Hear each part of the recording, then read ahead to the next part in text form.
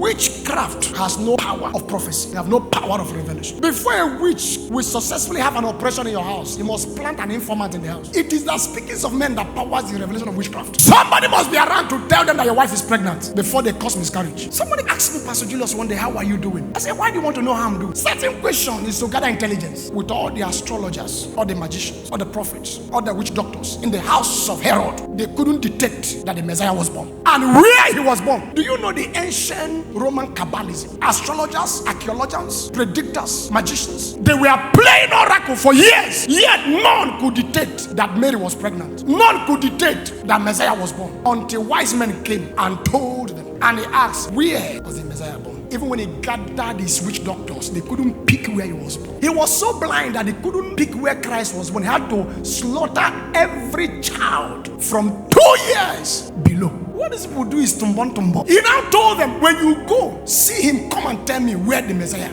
the king, is born. His anger was that those men left, which is know you true people. Mind your cycle. Joseph would have become what he became in Egypt. He would have become what he became without going through suffering, without going through the prison, without going as a slave. Destiny would have still found him. But his suffering was an orchestration of his speaking. God gave you a dream, didn't ask you to tell anybody. The Bible says when he told his brothers the dream, they were angry, envious of him. His father observed this saying. His father observed. His father wrote what he said down. Do you also know that the father, after writing those things down, also denied Joseph that particular dream, even with his love? He said to him, I saw all this went before me. He said, even if this dream will come to pass, it won't come to pass on your head. It has to come to pass on the head of Judah. When he was blessing them in Genesis 49, he came to Judah. He said, it is unto you that the gathering of your people shall be, and your brethren shall bow. And he told Judah, thou at whom thy brethren shall praise, thy hand shall be in the neck of the enemies, and thy father's children shall bow down before you. This was the dream of Joseph. He gave out the information, sell out. The father observed it and gave it to another.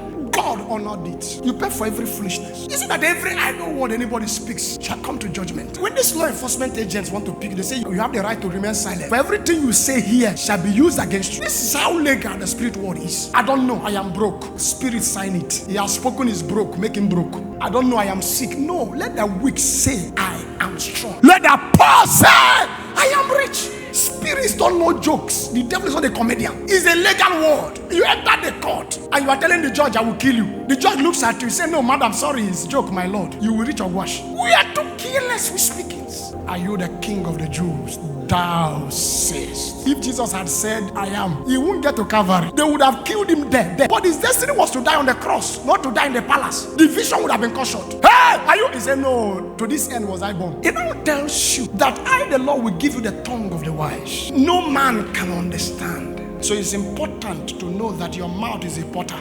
No spirit visits any man without a door. Every spirit goes through a door. Every spirit goes through a portal. The night you were oppressed in your dream, a door was opened. You know, we don't know the mystery of closing doors. The night you lost your battle, a door was closed. Even God, omnipotent, God, omniscient, God, omnipowerful, God, omnipresent, God, all-knowing, does not have rights to that door. It is simple. I knock at the door of your heart.